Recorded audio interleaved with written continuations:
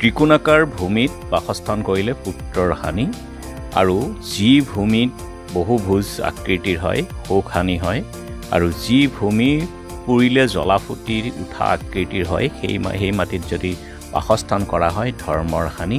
মৃদংগ আকাৰ ভূমিত বাসস্থান কৰিলে বংশৰ হানি আৰু সৰ্প আকাৰ ভূমি অথবা ভেকুলী সদৃশ আকৃতিৰ ভূমি যদি বাস হয় তেনেহ'লে ভয় উৎপন্ন কৰে।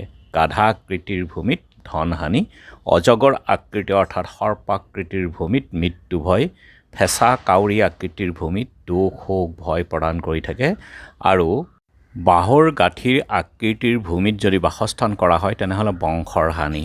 কেৰকেটুৱা আৰু মৃতদেহৰ আকৃতি যদি ভূমিত বাসস্থান কৰা হয় তেনেহ'লে মৃত পুত্ৰৰ কাৰক আৰু ধন নাশক হয়। গতিকে বিসংগতি থকা আকৃতিৰ ভূমি কেতিয়াও আপুনি বাসস্থানৰ কাৰণে ক্ৰয় নকৰিব।